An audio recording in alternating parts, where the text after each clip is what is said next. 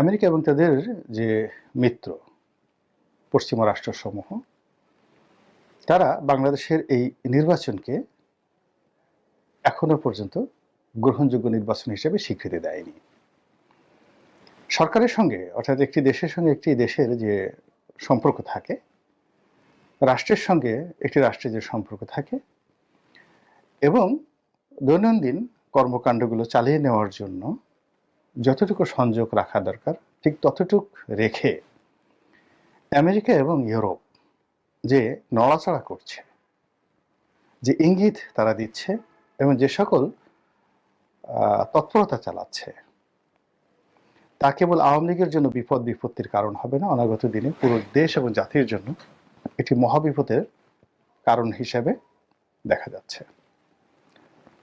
তো আমেরিকা আসলে একটা দেশ, এমন একটা দেশ তাদের শক্তিমত্তা, এবং এই দেশটি স্বাধীনতা লাভের পর থেকে গ্লোবাল সুপার পাওয়ারে এমন একটা অবস্থান তৈরি করে ফেলেছে, এটি মানব জাতির ইতিহাসে অন্য কোনো জাতি গোষ্ঠীর ক্ষেত্রে ঘটেনি।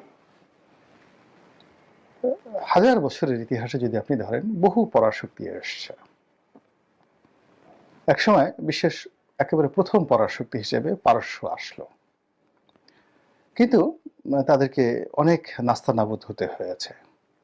সেই সাইরাস দ্য গ্রেট বলেন কিংবা জার্কশেস বলেন কিংবা দারায়ুজ বলেন, পারস্য যে প্রাচীন দুনিয়াতে মানে মিশরের ফেরাউনদের জমানার আগে, কিংবা যাকে বলা হয় পৃথিবীর একেবারে প্রথম সম্রাট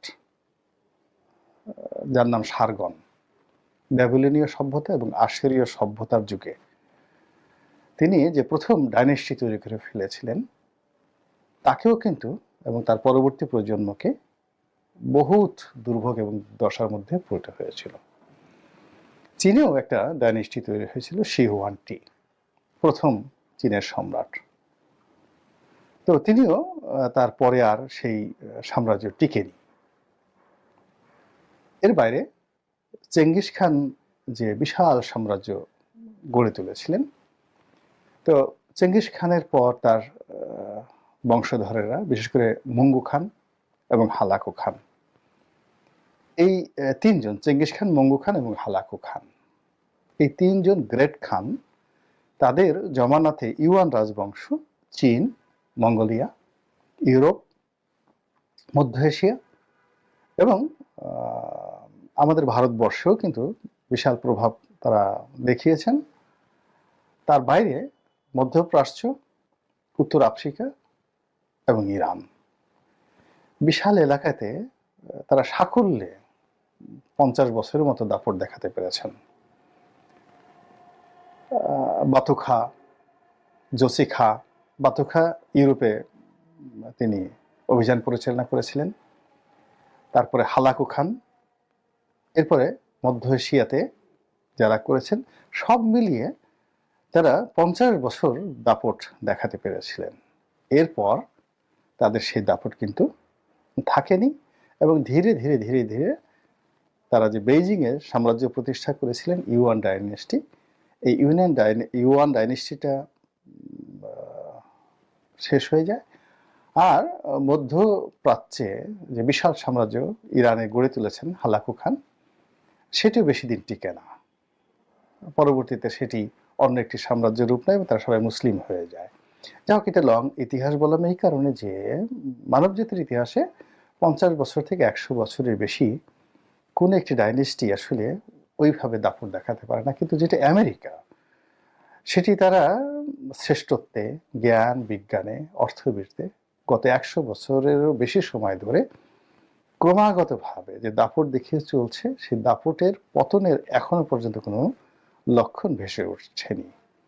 এবং তাদেরকে এই মুহূর্তে চ্যালেঞ্জ জানানোর মতো কোনো অর্থনৈতিক শক্তি পৃথিবীতে নেই। আমরা চীনকে বলি এটি আঞ্চলিক শক্তি এখনো পর্যন্ত। যদি তাদের এতই শক্তি থাকতো, তাইওয়ানকে তারা 1 ঘন্টার মধ্যে উদ্ধার করে ফেলত। রাশিয়া, এটিও একটি আঞ্চলিক শক্তি। সোভিয়েত ইউনিয়ন যেভাবে একটি গ্লোবাল শক্তি হিসেবে পুরো পূর্ব ইউরোপকে তারা কবজা করেছে এবং তাদের যে সোশ্যালিজম, সেই সোশ্যালিজমকে সারা দুনিয়াতে তারা ব্র্যান্ডিং করে অনেকগুলো রাষ্ট্র তারা নিয়ন্ত্রণ করতো। সেই জিনিসটি এখন রাশিয়া পারছে না। তারা নিজেদের দেশেই যে সমস্যা সেগুলো তারা দূর করতে পারছে না। ফলে একজন স্বৈরশাসক হিসেবে মিস্টার পুতিন কিংবা একজন স্বৈরশাসক হিসেবে মিস্টার কিম উত্তর কোরিয়ার, তাদের এই দুজনের মধ্যে নিজের ভূখণ্ডের বাইরে ওইরকম গুরুত্ব আছে বলে আমার কাছে মনে হয় না। কিন্তু আমেরিকা তাদের যে গুরুত্ব, সেখানে নিজের ভূখণ্ডে তারা একেবারে সাধারণ। আপনি যদি জো বাইডেন এর কথা চিন্তা করেন, ডোনাল্ড ট্রাম্পের কথা চিন্তা করেন, বারাক ওবামার কথা চিন্তা করেন, আর আমেরিকার একজন রাস্তা ঝাড়ু দেয়, এই দুজনের মধ্যে কোনো পার্থক্য আপনি দেখতে পারবেন না আইন আদালতে, রাষ্ট্রীয় সুযোগ সুবিধা এবং নাগরিক সুযোগ সুবিধায়। এবং এটাই হলো একজন শক্তিশালী মানুষের, একটি শক্তিশালী সমাজের, শক্তিশালী পরিবারের এবং শক্তিশালী রাষ্ট্রের প্রথম পরিচয়। তারা নিজেদের মধ্যে নিজেদের স্থানে খুবই লয়াল থাকে, খুবই শান্তশিষ্ট থাকে এবং খুবই অ্যাডোরেবল থাকে, আদরণীয় থাকে। আপনি সিংহর যে ওয়াইফ বা সিংহ এবং সিংহের যে বাচ্চা, তাদের মধ্যে প্রেমময়তা দেখলে আপনি অবাক হয়ে যাবেন, কিন্তু তারা দুধর্ষ তাদের প্রতিপক্ষের নিকট। আর যে সমস্ত অসভ্য প্রাণী, অসভ্য মানুষ দুনিয়ার কোথাও পারে না, তারা এসে সমস্ত মাতব্বরি দেখায় নিজের বউয়ের সাথে, নিজের স্ত্রীর সঙ্গে এবং নিজের দুর্বল প্রতিপক্ষের সঙ্গে। তো এরকম কিং বা পুতিন তারা সবসময় প্রতিপক্ষের জন্য জম। কিন্তু আমেরিকা তার নিজ দেশে যে সভ্যতা ধরে রেখেছে, যে ন্যায় বিচার ধরে রেখেছে, এটি সারা দুনিয়াতে তার যে কর্তৃত্ব এবং তার যে মাতব্বরি, এটিকে ক্রমশ বড় থেকে বড় করে তুলছে। এবং এই কারণেই তাদের যে সুপার পাওয়ার, সেই সুপার পাওয়ারের যে কর্তৃত্ব, এটিকে চ্যালেঞ্জ জানানোর মতো কোনো সভ্য সমাজ, সভ্য রাষ্ট্র এখনো তৈরি হয়নি। একসময় ইংল্যান্ড ছিল, সেটা এখন বলতে গেলে আমেরিকার তাবেদার হয়ে গিয়েছে। ফ্রান্স ছিল, তারা তাবেদার হয়ে গিয়েছে। নেদারল্যান্ড ছিল, যেটাকে ওলন্দাজ বলা হতো। অর্থাৎ মধ্যযুগের পরে যেটাকে ভিক্টোরিয়ান এজ বলা হয়, সেখানে অনেকগুলো শক্তি, সেখানে পর্তুগিজরা ছিল, মানে পর্তুগাল, আজকের পর্তুগাল ছিল, ইটালি ছিল, ফ্রান্স ছিল, তারপর নেদারল্যান্ড ছিল, আর ইংল্যান্ড ছিল। এই দেশগুলো, এমনকি বেলজিয়াম, তারাও কিন্তু সাম্রাজ্যবাদী শক্তি হিসেবে সারা দুনিয়াতে দাপট দেখিয়েছে। কিন্তু তারা কেউ টিকেনি যেভাবে টিকে আছে এখন আমেরিকা।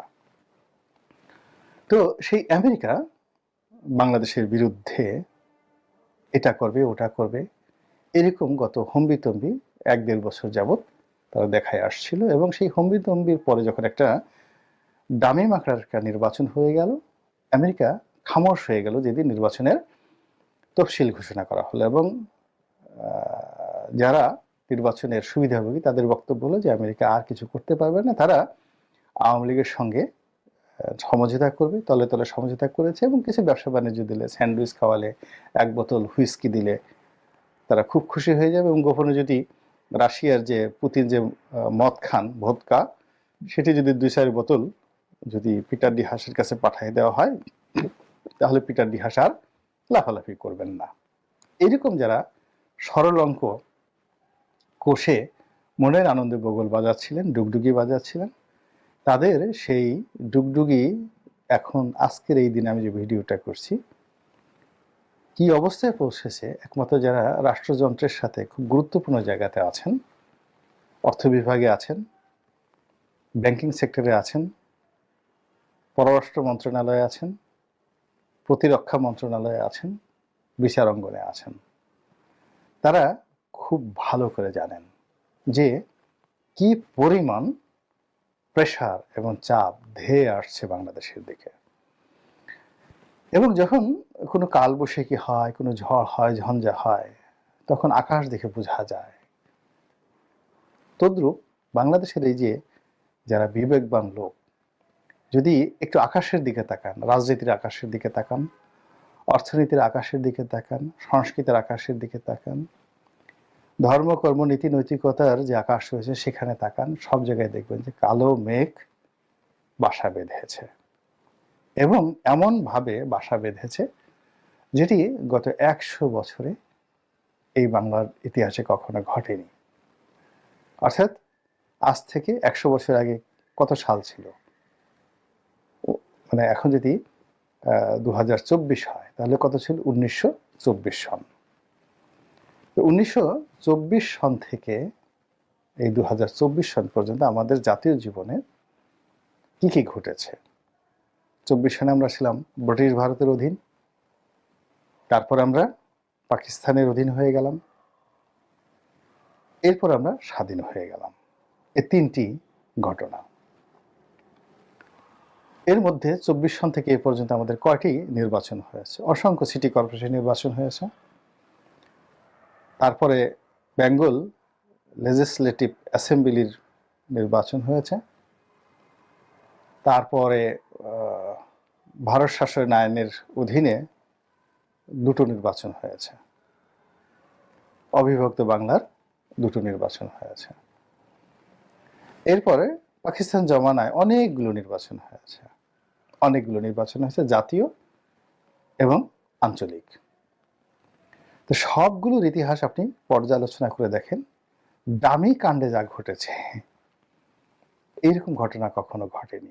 এবং প্রকৃতির যে আইন, সে আইন হলো প্রতিটি ক্রিয়ারই একটা সমান প্রতিক্রিয়া রয়েছে। যে আমি কথা বলছি, আমার জিহ্বা নড়াচড়া করছে, কণ্ঠনালী কাঁপছে, এবং ভিতর থেকে একটা শব্দ বেরোচ্ছে, আর এই শব্দ এটা আবার আপনাদের কর্ণকুহরে গিয়ে প্রতিক্রিয়া সৃষ্টি করছে, এবং কান থেকে সোজা মস্তিষ্কে চলে যাচ্ছে, মস্তিষ্ক থেকে মনে চলে যাচ্ছে, এবং যে কথাগুলো পছন্দ হচ্ছে অটোমেটিক্যালি মন এবং মস্তিষ্ক এবং শরীর তিন জায়গাতে 3 ডাইমেনশনালি এগুলো রেকর্ড হয়ে যাচ্ছে।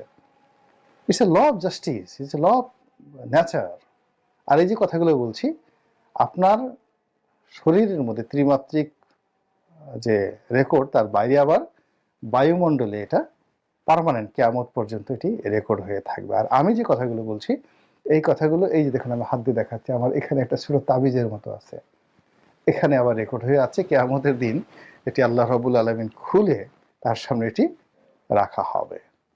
তো কাজেই এখানে কোনো কিছুই হারিয়ে যায় না। তো ডামিতে যা কিছু হয়েছে, একটা সিঙ্গেল জিনিস হারাবে না। রাতের ভোটে 2018-তে যা হয়েছে, একটা সিঙ্গেল জিনিস আনটার্ন থাকবে না। ইটের পরিবর্তে পাটকেল, এটা অনিবার্য। 2014-তে যা হয়েছে, সেই ঘটনার প্রতিদান, প্রতিফল ভোগ করতেই হবে, কেউ যেতে পারবে না, নো ওয়ান। কাজেই আমরা যারা সাধারণ আম জনতা আছি, আমরা তো আসলে ভুক্তভোগী।